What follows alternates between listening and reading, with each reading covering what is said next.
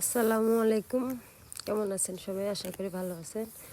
আজকে আমরা বানাবো বড়ই ভর্তা, লোভনীয়ভাবে বড়ই ভর্তা। দেখুন, যে খাবে একবার বারবার মন চাবে এই বড়ই ভর্তা খেতে। এখন দেখুন, বড়িগুলো আগে আমরা এভাবে শিলপাটা দিয়ে ছেঁচে নিচ্ছি। দেখুন এভাবে, তার সাথে নিয়েছি কাঁঠালের মুচি, এগুলোরে আমাদের এখানে মুচি বলে। এই কাঁঠালের মুচি দিয়ে আমরা বড়ি ভর্তাগুলো বানাবো।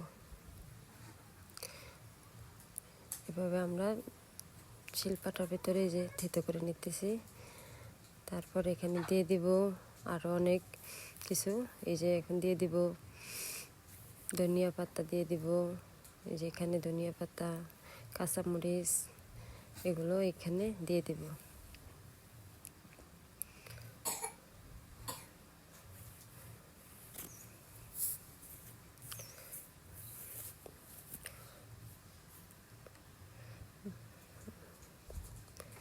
সেগুলো ভালোভাবে থেতো করে নিতে হবে। দেখুন, একটু কেটে কেটে নিলে খুব ভালো হয়, থেতো করতে সুবিধা। প্রায় শেষের দিকে আমাদের মুচিগুলো থেতো করা।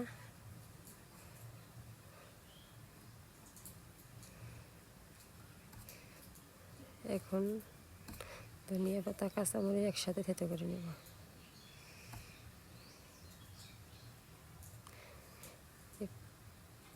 পাটা এভাবে থেতো করে ভর্তাটা বানানো খুবই সহজ।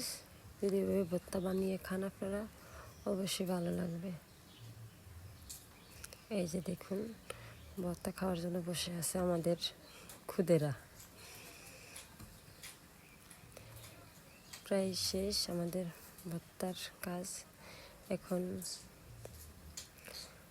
সব কিছু একসাথে করে নিলাম। এখন ভর্তা বানানোর পালা। এখন দিয়ে দিলাম লবণ স্বাদ মতো, আর দিয়ে দিলাম চিনি,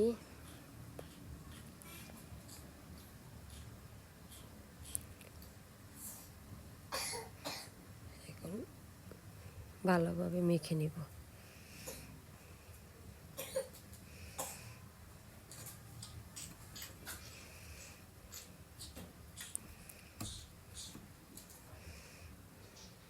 যেন চিনিটা গলে যায় পুরোপুরি।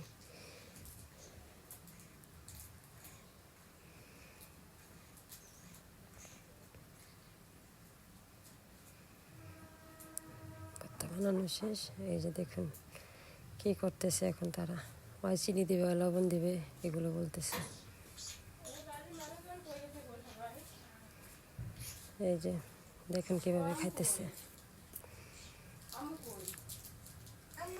এই যে একটু তেঁতুল দিয়ে দিলাম।